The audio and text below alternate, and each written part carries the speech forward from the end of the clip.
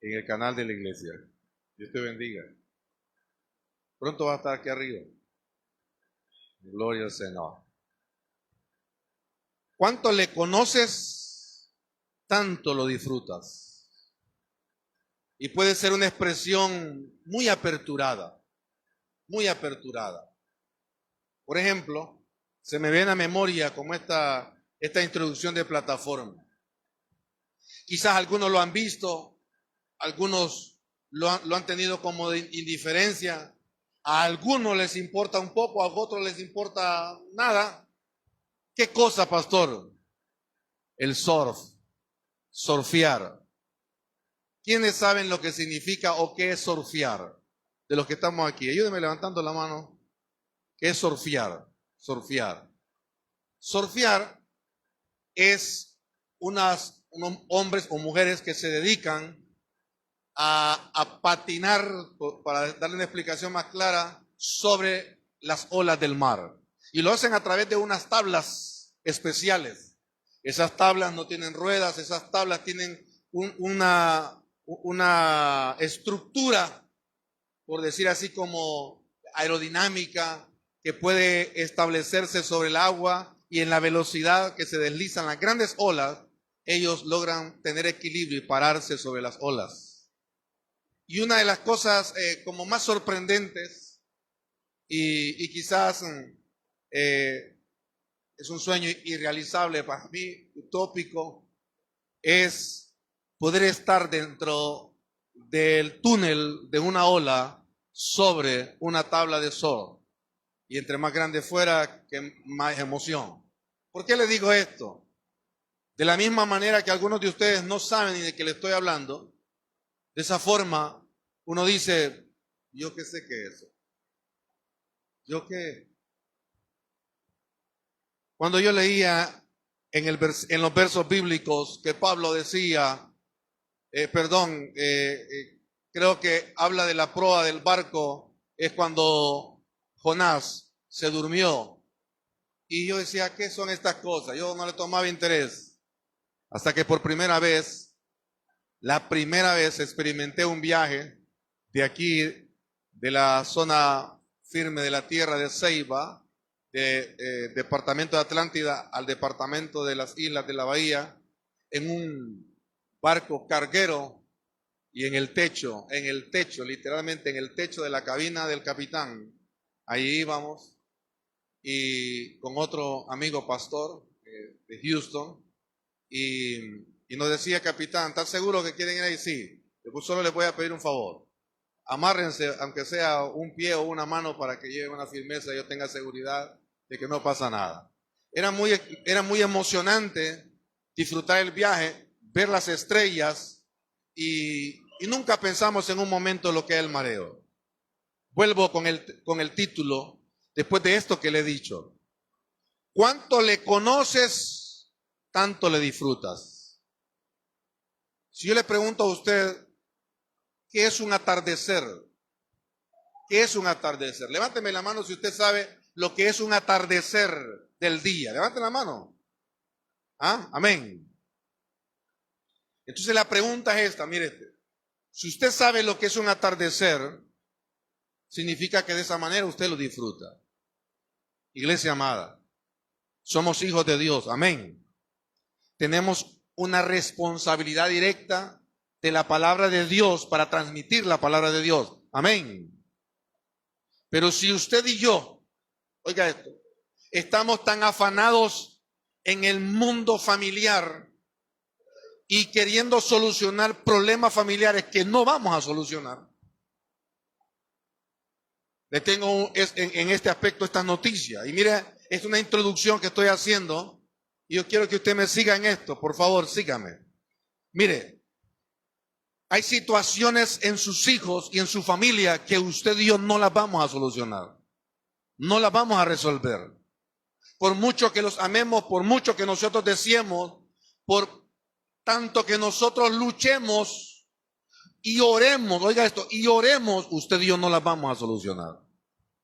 Las va a solucionar Dios, y cuando ellos tomen la decisión de caminar de manera diferente, de percibir los diseños de Dios. porque lo mismo va para ellos. Tanto le conocen y voy directo a Dios, voy directo al Creador, voy directo al que creó los cielos y la tierra, voy directo a aquel que lo puso a usted en el vientre de su madre. Tanto lo conocemos, usted y yo, de esa manera lo vamos a disfrutar. Pero yo conozco a Dios. Hay mucha gente que conoce o que dice conocer a Dios dentro del cuerpo de Cristo y dentro de la iglesia y las congregaciones, y no vive la voluntad de Dios. Entonces no va a manifestar que lo conoce. Hay mucha gente sirviendo a Dios dentro de la iglesia, en las congregaciones, y oiga esto, y en algún momento no hemos agradado a Dios con nuestro servicio dentro de la congregación. Déjelo, por favor, déjelo. Présteme atención aquí. Si no, vamos a tener más maestros allá y aquí otros. ¿Qué significa? Vuelvo y repito en esto. Porque esto sucede en la iglesia amada. Hay mucha gente en las iglesias sirviendo al Señor, pero no sometiéndose a la autoridad delegada. E incluso, oiga esto, sirviendo al Señor en las congregaciones como iglesia de Cristo, y no están disfrutando el servicio a Dios. No están disfrutando el servicio a Dios. Cuando yo le decía a usted al principio, no es fácil ni es difícil, pero es que realmente, le voy a ser honesto, yo no quiero ser soberbio. Yo termino de predicar este mensaje y yo sigo hablando con Dios diciéndole cuál es el próximo mensaje que tú tienes para la iglesia, para una transmisión que yo voy a hacer quizás en Instagram, una fotografía que voy a subir en el Facebook, una palabra que voy a subir en el grupo de WhatsApp de la iglesia. Yo sigo hablando con Dios. Y el Señor me da títulos, me da nombres, me conduce a la palabra de Dios. Como también hay momentos en los cuales voy a la lectura de la palabra de Dios, no pensando qué le voy a dar a usted, sino pensando cómo me alimento, cómo crezco, cómo conozco más a Dios. Porque yo necesito fortalecerme, porque yo necesito aumentar mi fe de acuerdo al conocimiento de la palabra de Dios. Yo necesito intimar con Dios, con mi Padre, con mi Señor. Y llega un momento, iglesia amada, repito, no como soberbia, no me es difícil escuchar a Dios cuando me dice, de esto quiero que prediques. Amén. Y hay momentos que el Señor me dice, inmediatamente, toma nota. Yo en el teléfono voy a las notas o en el escritorio busco a la parte de mi recámara o en el comedor un lápiz y papel y empiezo a escribir. O me voy directamente a la tabla y empiezo a escribir lo que el Señor me dicta, el versículo. Hay otros momentos en los cuales el Señor me da título y tema bíblico. Y empiezo a leerlo en la Biblia, leerlo en las diferentes partes donde tengo la Biblia, teléfono, iPad, Biblia escrita, y empiezo a meditar. ¿Por qué le digo a esta iglesia amada? Porque muchas veces nos podemos encontrar sirviendo a Dios y no disfrutarlo. Quizás la radicalidad de mi papá en cuanto a que él despreciaba mucho a la gente haragana, decía él, a mi papá no le gustaba que uno se quejara. Ay, lo quedaba viendo con una cara inmediatamente, ¿qué te pasa? ¿Estás cansado? ¿Oh? ¿Qué te sucede? Y nada, le decía yo. Entonces, ¿cuál es esa quejadera? Y a mí me daba hasta un poco así como de, quizás él era muy radical, por eso le digo, en las expresiones, pues. Pero muchas veces, iglesia amada, es difícil y triste cuando nos encontramos títulos en la información, en los diarios, en la información escrita, pastor se suicida. Miembro de la iglesia se suicida. Fulano de tal se quita la vida. Servidores en el Señor. Yo entiendo y no desecho que existe el estrés y que existe una falta de salud emocional y eso puede provocar una inconformidad en el estilo de vida de las personas. Pero si usted y yo conocemos al Dios Todopoderoso, si usted y yo hemos aceptado a Jesucristo como Señor y Salvador de nuestra vida, si usted y yo servimos al que da la vida y al que quita la vida. Si usted y yo servimos a aquel Dios que transforma nuestra alma y que tiene poder en su palabra y nos guía con su Espíritu Santo, disfrutémoslo, iglesia. Amén. Disfrútelo. Disfrute la presencia de Dios. Disfrútela. Si la vida le cansa, pídale perdón a Dios y comience a disfrutarla. Porque es lamentable que hay mucha gente, usted va a encontrar mucha gente en el mundo, en diferentes partes, inconformes hasta con la vida que Dios les ha dado. Por tercera ocasión, reafirmo título. Yo empecé a predicar. Yo sé que el Señor está hablando. Porque la predicación no se trata en que yo tengo que terminar el sermón que yo escribí, sino lo que el Espíritu Santo nos está guiando. Amén. Y usted ha venido a recibir y yo he venido a recibir también. Cuanto le conoces, tanto le disfrutas. Escuche esto. Mi Dios es invisible. Su poder y amor es invisible. A través de sus obras se manifiesta físicamente, visible en toda la creación.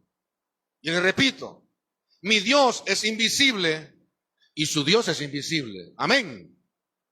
Que lo conocemos por fe, que lo vemos en las cosas, que lo vemos en los árboles, como la palabra de Dios dice. Pero Dios es invisible. Amén. Yo no lo quiero llevar a incredulidad, no, yo quiero llevarlo a un contexto espiritualmente real. Si usted me dice que su Dios no es invisible, muéstremelo. Entonces usted me va a decir, yo oro por un enfermo, muéstreme la oración. No, yo le voy a mostrar el resultado. No. Quiero que nos ubiquemos en conocimiento textual. Jehová Dios, Elohim, Yahweh, Jesucristo, nuestro Señor y Salvador, estuvo en la tierra, pero Dios Padre y el Espíritu Santo es invisible. Amén, ¿sí o no? Su poder es invisible. Que vemos la manifestación de su poder, amén. Que su amor es invisible, pero que percibimos y vemos el resultado de su amor, sí lo vemos. Isaías dice que murió solo, despreciado, derritiéndose el corazón como cera. Lo escupieron, desechado y abandonado, y no abrió su boca. Dice, como oveja fue llevado al matadero. Dice Isaías 53. Y cuando puso su vida en expiación por el pecado de muchos, vio linaje, dice, y vio el fruto de la aflicción de su alma. Que usted y yo, al venir a Cristo como iglesia, como pueblo, para servirle a Él, para adorarle, para caminar pensando, desde el momento que aceptamos a Jesucristo como Señor y Salvador, usted y yo somos el gozo, el fruto de la aflicción del alma de Él. Esa es. Ahora, ¿en qué manera ve usted? A través de sus obras se manifiesta física, visiblemente en toda la creación. Ahora, vamos con nosotros. Mi fe es invisible, pero los frutos de mi fe, invisibles, se hacen físicamente visibles. Amén. Su fe es invisible. Amén. Porque, y vuelvo al pasaje, cuando dice, ¿dónde está tu fe? Muéstrame tus obras. ¿Por qué? Porque la fe es invisible, pero el fruto de la fe se manifiesta visiblemente a los ojos de todos. Amén. ¿Cómo empezamos usted y yo a orar por un enfermo? Por una fe invisible. Y esa es la certeza de lo que se espera. Y el accionar de la convicción de lo que no se ve es nuestra fe en Jesucristo, nuestro Señor y Salvador. Ahora, ¿qué sucede? Que su fe va a ser vista una vez que empecemos a operar. Una vez que empecemos nosotros a caminar y andar de acuerdo al accionar en esa fe. Hechos capítulo 17. Hechos 17, capítulo 17, versículo 16. Hechos 17, versículo 16. Leo el versículo 16. Y dice, mientras Pablo los esperaba en Atenas, su espíritu enardecía viendo la ciudad entregada a la idolatría. Pablo estaba en un lugar, en una plaza, en un lugar, en una esquina, en Atenas, esperando, y dice que su espíritu enardecía cuando empezó a ver la gente entregada a la idolatría. Quizás no se ha enardecido tanto mi corazón como Pablo, pero sí he lamentado, he sentido en ocasiones no envidia, pero un poco como de celo de la devoción de una gente a otra gente, a cosas humanas, naturales, y no a Dios. Que a veces como que falta esa entrega y manifestación de la iglesia en devoción a Jesucristo nuestro Señor y Salvador. Amén. Ahora, ve usted, Atenas es una ciudad de Grecia. Para esta época ya no era una potencia política, que años atrás Atenas llegó a ser no solamente como era antes el centro o la cuna del politeísmo, de la adoración a muchos dioses, no solamente también llegó a ser la cuna, la meca, la columna de la cultura de lo que es en el hombre, el hambre insaciable que tenían ellos por el nuevo conocimiento, por filosofía, por ideología, por escrituras, tantas cosas. Pero para esta época, el versículo, en el pasaje de los Hechos, ya no es una potencia política, pero sigue teniendo una historia cultural, una reputación como centro intelectual, filosófico, crucial en el mundo romano después de la conquista de Roma. Porque ellos originalmente son griegos y usted empieza a escuchar las historias griegas y de aquellos pensadores, Aristóteles, Platón, y las grandes dimensiones. E incluso se habla de Alejandro Magno, de Alejandría, y que conquistó el máximo conquistador de la antigüedad. Pero analizándolo bien, ¿de qué sirve ser tan grande conquistador si Alejandro Magno no disfrutó lo que conquistó? Es más, nunca volvió a casa. La historia de este el gran de Alejandro, Alejandro Magnus, el gran Alejandro, el gran conquistador. Un joven impetuoso, ambicioso, líder, tiene una historia en estrategias de combate con lanzas en las falanges, pero, le repito, no disfrutó lo que conquistaba. Esta era Atenas. En estos lugares se encontraba Pablo. El versículo 17 del capítulo 17 dice, sigue diciendo, así que discutía en las sinagogas con los judíos piadosos. Pablo, Hechos 17. Discutía en las sinagogas con los judíos piadosos, oiga esto, y en las plazas, cada día con los que concurrían. Él no se quedaba callado. Pablo evangelizaba, Pablo discrepaba con aquellos que tenían una ideología, pensamientos distintos. Y dice el versículo 18, y algunos filósofos de los epicureos y de los estoicos disputaba con él, y unos decían, ¿qué querrá decir este palabrerío? Y otros, parece que es un predicador de nuevos dioses, porque la predicación de Pablo era de acuerdo al evangelio de Jesús y la resurrección. Mire que la filosofía epicurea era una corriente de Atenas. Se centra en la búsqueda de la felicidad a través de la esencia del dolor y la tranquilidad del alma, pero sin reconocer a Jesucristo, sin conocer a Dios, ni a Jehová. Escuche esto. La filosofía estoica, que es la otra con la que él discutía, se centra en la virtud de cómo caminar a la felicidad y a la tranquilidad,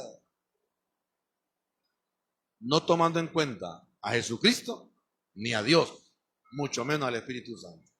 Un pensamiento, es un pensar. El versículo 19 sigue diciendo, y tomándole a Pablo, le trajeron al Areópago, a un escenario, como a un auditorio abierto, diciendo, podremos saber qué es esta nueva enseñanza de la que hablas. Tuvieron interés ellos en esto, porque mire, una de las cosas que ellos anhelaban y que tenían culturalmente todavía era el hambre insaciable por el conocimiento de las cosas nuevas. Entonces vienen esto y le preguntan, ¿qué es esta nueva enseñanza que nos trae? Versículo 20. Pues traes a nuestros oídos cosas extrañas. Queremos pues saber qué quiere decir esto. Le preguntan a Pablo, lo que tú estás diciendo, queremos saber qué quiere decir todo esto. En el versículo 21 dice, porque todos los atenienses y los extranjeros residentes allí, en ninguna otra cosa se interesaban, sino en decir o en oír algo nuevo. Vuelvo y le repito la primera parte donde abre paréntesis, versículo 21. Porque todos los atenienses, diga conmigo, naturalizados. Esos son todos los atenienses, son los de ahí. Los étnicos de ahí, los que eran de su tierra, naturalmente de ahí. Ahora, sigo la lectura, dice, y los extranjeros residentes ahí, y habla claro, los extranjeros residentes ahí, estos eran emigrantes.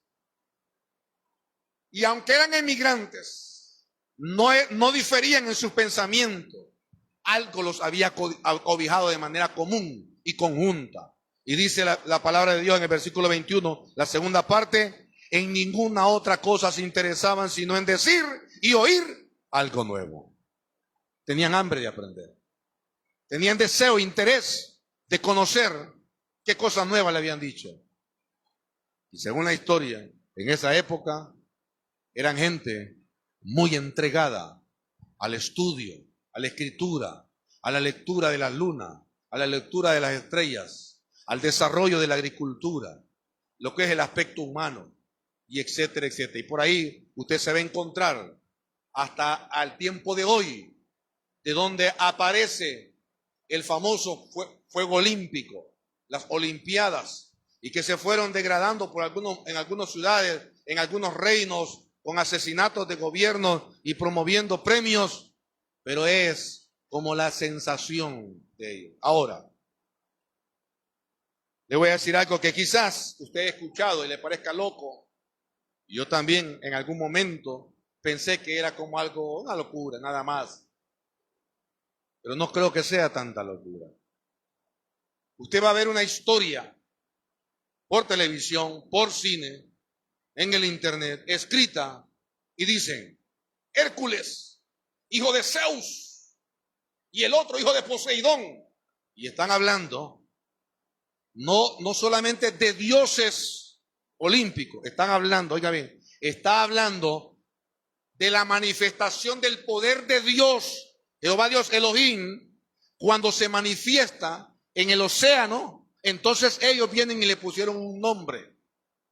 Y para conocer esa manifestación, entonces le llamaron el nombre de Poseidón, que es un espíritu que se manifestó de los espíritus, como los ángeles caídos, que se manifiesta en lo que es en el gobierno de la destrucción a través del agua.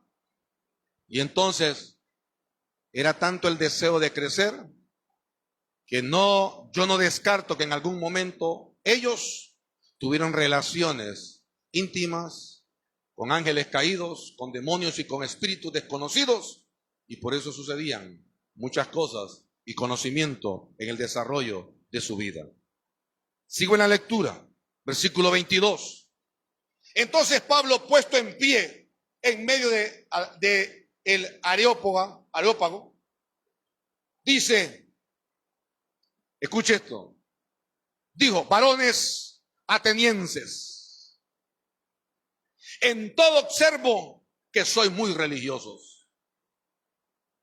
Mire esto, no pase desapercibido o desapercibida las cosas que suceden en el lugar que usted y yo nos encontramos.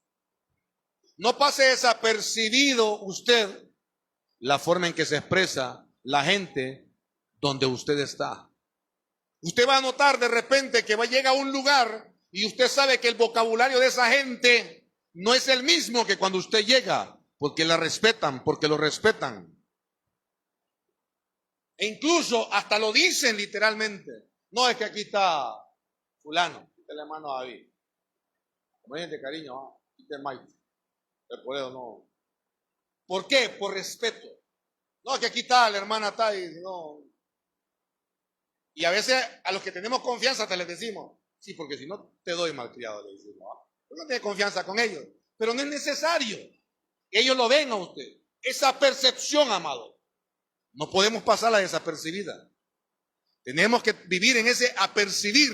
¿Por qué? Porque esos momentos son oportunos para que usted y yo saquemos la espada de la palabra de Dios, la verdad profunda, y empecemos a hablar. ¿Y por qué no lo decís? Porque sabes que no soy yo, sino que Dios en mí. Porque sabes que no soy yo, sino es que Dios te está redarguyendo. Y porque sabes que hace muchos años estuviste en la iglesia y el Espíritu Santo te recuerda que no debes de hablar así. Es vivir apercibido de esas cosas.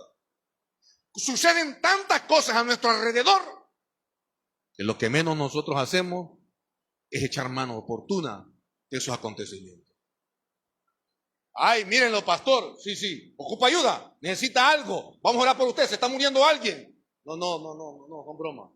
Ah, bueno, porque yo hasta bromeando oro por los que se ríen de mí. Dios le bendiga. Entonces quedan. Pastor, serio. No puede bromear con el pastor porque te saca hasta los demonios que no tiene. Aprovechar, amado. Su oportunidad. Mire que Pablo, después de todo esto, él está predicando. Y esta gente le pregunta, esta gente como que no entiende. Y entonces viene Pablo y le dice: yo he observado en ustedes que son bien religiosos en todo. ¿Saben qué dice? Miren,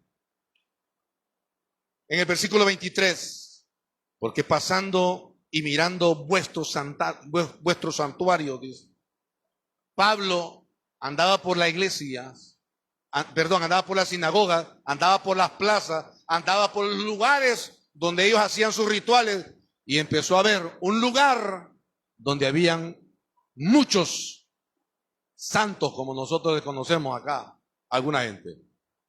Imágenes que iban a pedirle oración o que idolatraban. Entonces dice, de esto está hablando Pablo.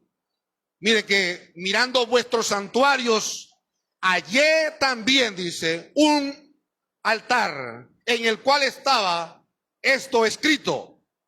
Y dice Pablo: al Dios no conocido. Oiga esto, al Dios no conocido. Al que vosotros adoráis, pues sin conocerle. Oiga lo que está diciendo Pablo. Sin conocerle,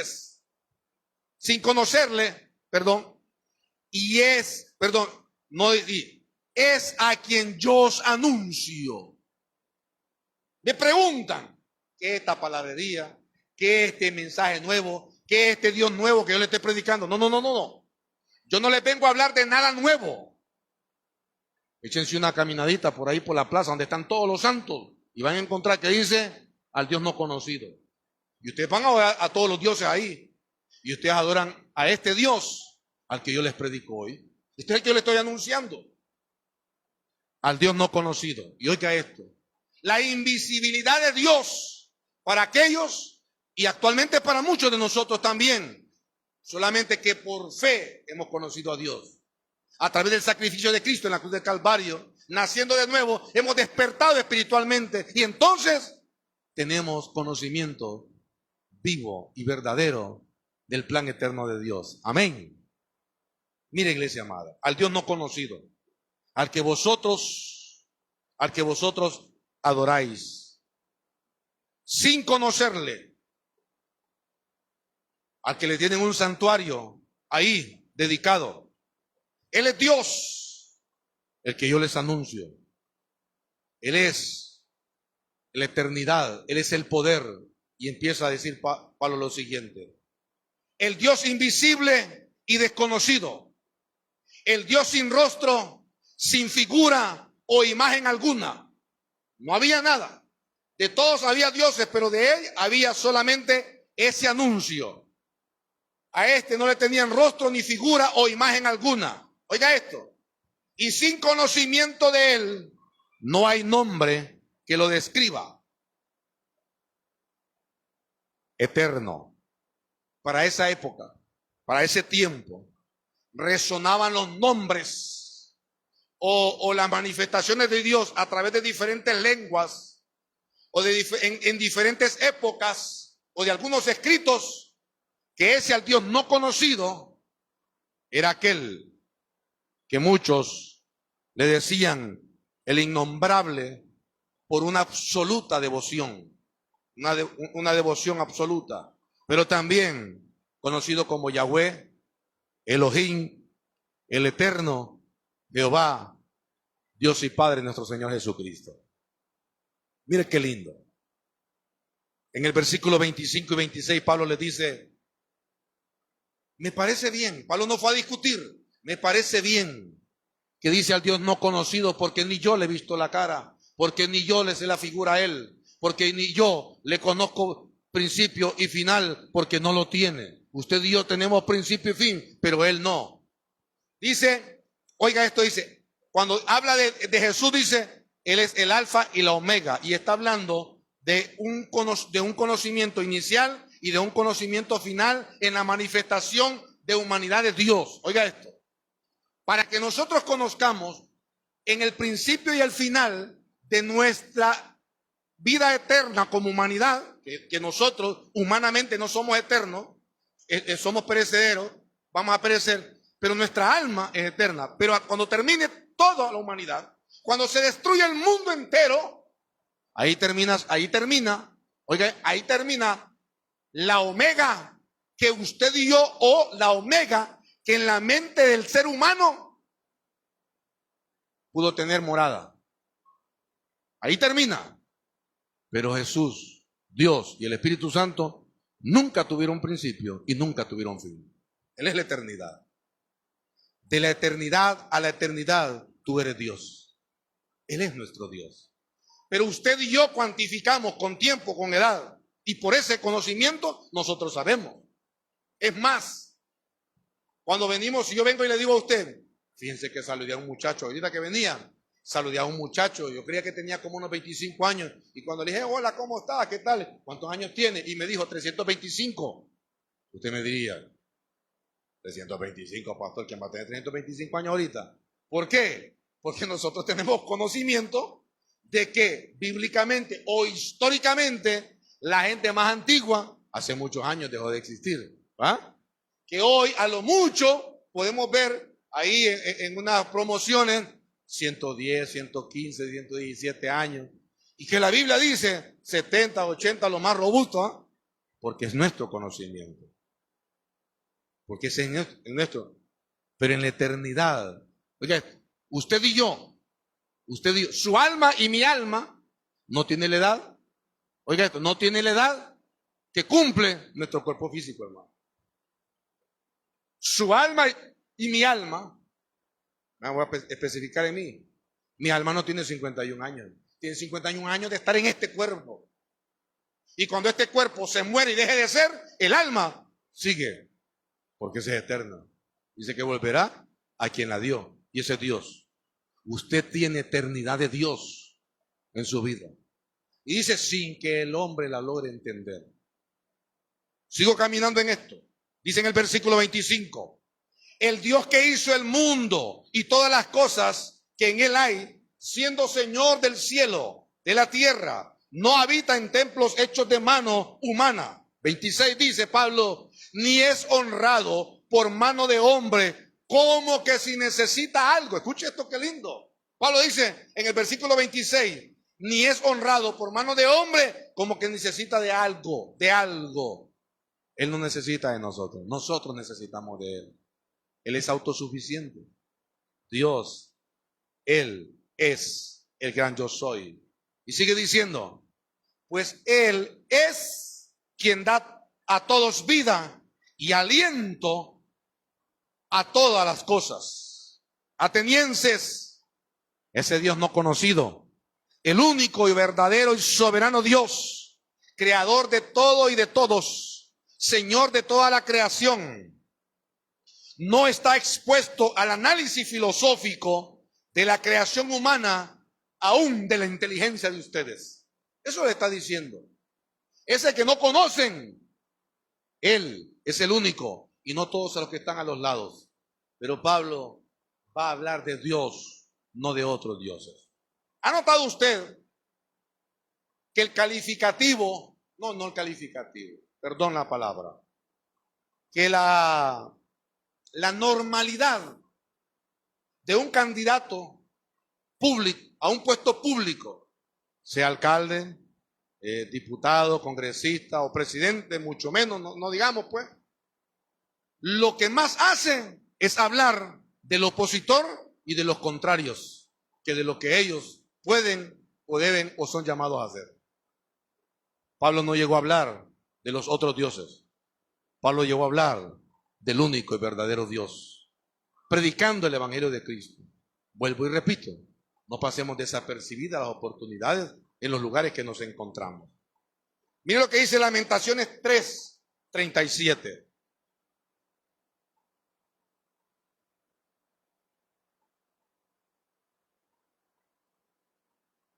¿Quién será aquel que diga que sucedió algo que el Señor no mandó? Pregunta, ¿quién será? No dice quién se atreverá, no. ¿Quién será? Quiero saber quién será aquel que diga que sucedió algo que el Señor no mandó. Pero si alguien se atreve a decirlo y dice, no, pero es que yo no, porque hay gente que yo no creo que sea Dios el que lo haya hecho. Le voy a leer un verso bíblico, el 38. De la boca del Altísimo no sale lo malo y lo bueno. Y muchas veces la humanidad se atreve a decir, es que yo no creo que sea de Dios. Iglesia amada, conocemos de las guerras, de los terremotos, maremotos, asesinatos, muertes, la maldad en la humanidad. Y usted y yo oramos para que la gracia de Dios se manifieste en esas vidas. Amén. Sabemos que Dios permite las cosas para crecimiento de las personas, para alumbramiento en la mente y el crecimiento de la luz. Es más, para que usted y yo crezcamos en intercesión, para que usted y yo crezcamos en amor por los que no conocemos, para que usted y yo como iglesia, y cuando digo usted y yo, me refiero a la iglesia a nivel mundial, dejemos de ser tan insensibles con tanta gente que se muere. Pero es que esos son malos usted. Es que usted viera. Entonces usted está de acuerdo que descuarticen a uno porque él descuartizó 20. Es que... Y no es el amor de Dios en su vida y en mi vida. ¿Dónde está el perdón de Dios? En la oración, modelo que dice, Señor, perdona mis pecados y no mires si yo perdono o no. ¿Va que no dice así? Perdóname como yo perdono a los que me ofenden. Como yo perdono. Que como yo perdono, como yo manifiesto perdón, esa sea la medida y la manera para que tú me perdones, Señor. Muchas veces muchas cosas están sucediendo para que ustedes nos demos cuenta ahora. Si viene de Dios, si viene de Dios, entonces ¿para qué voy a orar? Cuidado. Que la gente se pierde. Y dice que usted y yo evangelicemos. Dice que usted y yo forcemos para que no se pierdan. Si es posible, dice que los traigamos del infierno a salvación.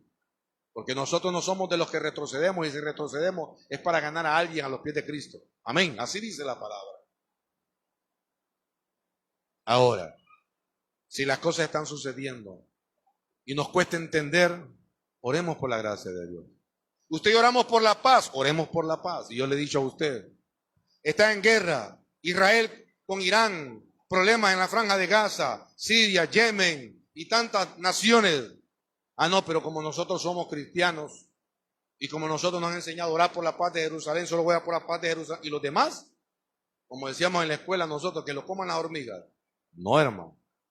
¿Dónde está nuestra generosidad? Entonces la oración suya y mía deja de ser justa. ¿Por qué? Porque entonces es parcial y no es con generosidad y amor. Porque de tal manera amó Dios al mundo para que todo aquel que en Él cree no se pierda, mas tenga vida eterna. Y aquel puede ser, como la palabra de Dios dice, al judío primeramente, al gentil y al griego también. Así como usted y yo, siendo gentiles, hemos venido a ser iglesia de Cristo, reconociendo por el sacrificio de Cristo en la cruz del Calvario y por el convencimiento de su Santo Espíritu a nuestras vidas de pecado, justicia y de juicio.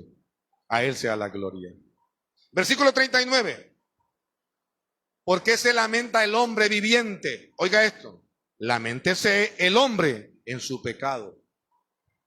Porque nos estamos lamentando por cosas que suceden. Y al lamentarme yo por las cosas que suceden, no me doy cuenta que estoy murmurando y cayendo en el pecado de, en vez de alabar y glorificar a Dios, de señalar a Dios por algunas cosas o de no cumplir mi asignación que fui creado para la alabanza de la gloria de su nombre. Todo es siempre por Él y en Él, Dios. Volvemos al calificativo, que algunas veces le he dicho, de que qué es bueno o malo para nosotros los humanos. ¿Qué es bueno o qué es malo para usted y para mí?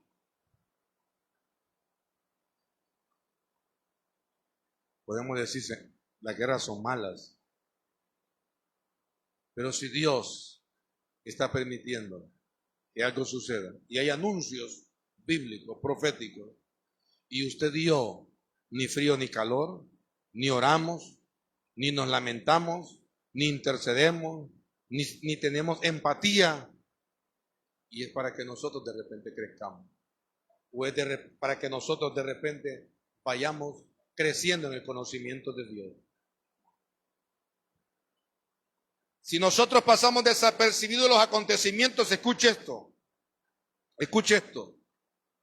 Cuando nosotros calificamos si es bueno o malo, lo hacemos desde el punto de vista, desde nuestra fragmentada perfección y espiritualidad eterna. ¿Cómo así? Porque usted y yo dejamos de ser perfectos cuando Adán y Eva pecó en el Edén. Adán y Eva eran perfectos. Allí usted y yo éramos perfectos. En nuestra fragmentada perfección y espiritualidad eterna. ¿Por qué? Porque cuando peca Adán y Eva, usted y yo dejamos de tener esa espiritualidad viva, auténtica, que era de Dios y que es la que ahora, a la que ahora tenemos que despertar y caminar y vivir y descubrirla en ella.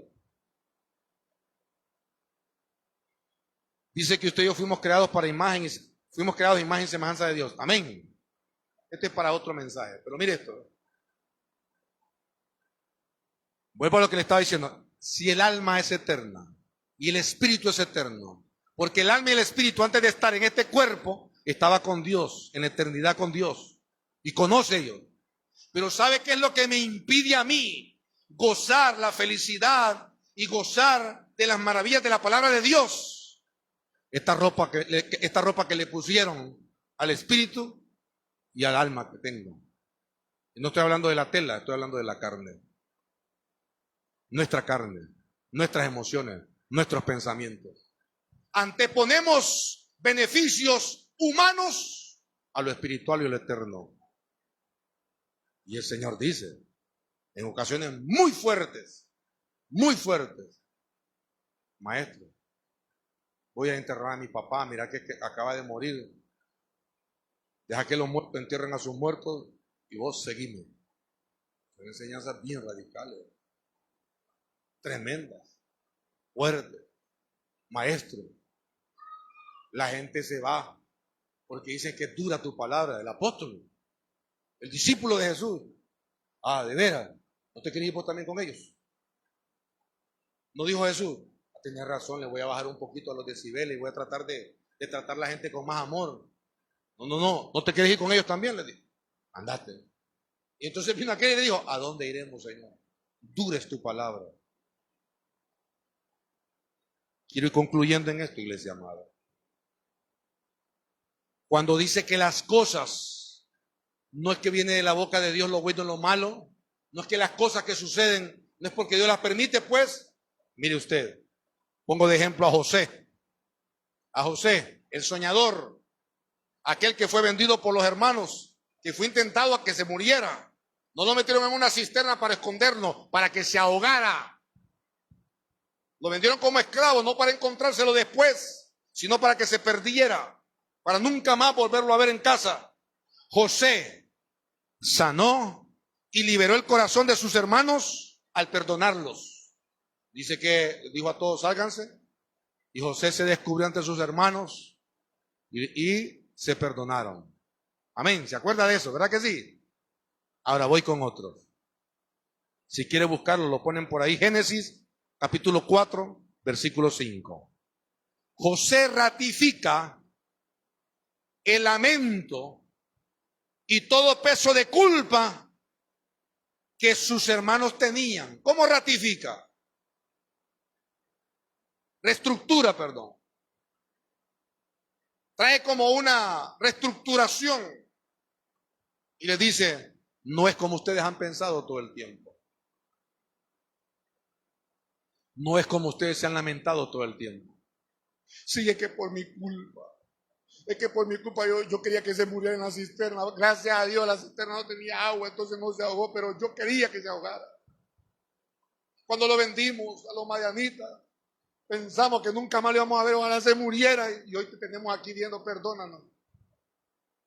José le dice en el versículo 5, ahora pues, no os entristezcáis, ni os pese haberme vendido acá, porque para preservación de vida me envió Dios delante de vosotros. No le está diciendo, me puso enfrente de ustedes, me envió adelante de ustedes a Egipto años atrás. Fue Dios, no fueron ustedes. Perdón por estos señores o esta señora, quizás usted conozca a alguien, ya muchos no se llaman así, pero se me viene a la memoria, Epaminonda, un nombre de hombres o de mujeres. No es por Epaminonda que usted está sufriendo, porque muchas veces nosotros le echamos la culpa, no es que por culpa de perengano, de fulano, no es que el vecino, el compañero de trabajo, mi jefe, mi primo, mi tío, mi mujer, mi esposa, mi sobrino. Rectificación de visión y de pensamiento debemos de tener, porque las cosas que nos han sucedido no suceden porque le plació a alguien. Dios utilizó a alguien para que usted y yo fuésemos puestos en un lugar, para que usted y yo aconteciéramos algo, para que ese acontecimiento nos llevara a nosotros a pedirle perdón a Dios, para que ese acontecimiento nos llevara a usted y a mí a humillarnos delante de Dios y pedirle perdón a alguien, para que ese acontecimiento que sucedió nos llevara a usted y a mí a reconocer que necesitamos cambiar, ser diferentes, pensar diferentes, hablar diferentes, darle la gloria al Señor en todo tiempo, porque somos hijos de Dios, porque hemos nacido de nuevo, porque somos distintos. José le dijo a sus hermanos, fui enviado por voluntad y propósito de Dios a Egipto, no por su elección o por sus decisiones o emociones. No fue así. El sufrimiento del ser humano mientras vive, el sufrimiento del ser humano mientras vive en la tierra no es un diseño de Dios. No es diseño de Dios. Es que hay cosas las hemos percibido de manera distinta y hemos señalado a Dios como el culpable o como el drástico o como aquel riguroso. Dios puso una ley. Dios puso una ley. ¿Ah? Y Dios estableció, por ejemplo, ese semáforo verde dice pase, rojo deténgase, amarillo precaución. Hasta los niños de 5 y 4 años ya saben que cuando tiene que pasarse uno. Yo a veces me paso en rojo, en amarillo por emergencia o porque no hay vehículo y me puedo pasar. Y cuando ando con mis nietos, abuelo, rojo dice no pasar. Hasta me preguntan, ¿qué significa el color rojo? Ya sé, lo que vos querés que te diga que me pase en rojo. Ya sé, le digo. Y por ahí viene. ¿Y entonces por qué se pasó? ¿Sabe qué me dice mi hijo? Papi, evite. Mi hijo, evite hacer eso, me dijo. Me dice, enfrente de mi hijo, de él o de ellos, de mi nieto, ¿va? Porque eso aprenden ellos. Y yo quedo ahí como con vergüenza, hermano. Ahí mezclo todo. Abuelo, pastor, papá, todo me regala. Y a veces son situaciones que ameritan, pues, ¿verdad? La hora de la noche, cuando viene vehículo. Pero es conocimiento de ellos. ¿Por qué le pongo eso? Dios puso leyes. Dios estableció leyes. Entonces no es Dios el que puso el castigo. El que transgrede la ley. La ley no se hizo para romperlas. La ley se hizo para cumplirlas. Es horrible. Es horrible el índice, el número de personas jóvenes que se mueren o que se han muerto en los últimos 30 años. Desde el año 95 al año 2025 es que podríamos llenar estadios de fútbol de jóvenes que se han muerto. Asesinados en accidentes, envenenados, suicidios, pero tremendo. Y la mayoría, la mayor cantidad de ellos, oigan, los más adultos, entre ellos son de 27 años para abajo. Y la cantidad fuerte está entre los 17 y los 25 años. Es horrible. Generaciones. ¿Y de dónde comienza eso? De la falta de una paternidad efectiva. De la falta de la proliferación de un espíritu rebelde en la juventud, de situaciones adversas. Se están legislando leyes y todavía no se llega a eso, porque los derechos humanos, así como ayudan a ellos, ayudan a un montón de cosas que son antibíblicas. Jóvenes de 13, 14 años que son asesinos en serie no pueden ser acusados como personas adultas, son casos especiales. Y han matado más gente que un adulto. Y un adulto sí, por cualquier cosa, le pueden poner 30 años facilito y el muchachito no, está en observación. 5 años, 7 años. Y si después de eso, cuando cumpla la mayoría de edad, entonces va a haber otro juicio, cuando sea mayor de edad y allá vamos a ver cuánto. Iglesia amada. El sufrimiento del ser humano mientras vive en esta tierra, repito, no es diseño de Dios, sino que es el resultado de ignorar a Dios y de la falta de conocerle a Dios, y aun cuando se le conoce, de someterse a Dios. Escuche esto, Dios también nos provee los principios para prolongar y preservar la vida. De lo contrario, se acorta, se pierde sin conocimiento del diseño que se tiene de ella. Una de las cosas rema y que a la juventud de diferentes décadas y de generaciones no nos ha gustado nunca. Digo porque yo ahí estuve. Mira, pórtate bien. A mí nunca me dijeron eso porque a mí primero me daban 4 toletazos y después me lo decían. Honra a tu papá y a tu mamá para que te vaya bien y seas de larga vida sobre la tierra, hijo.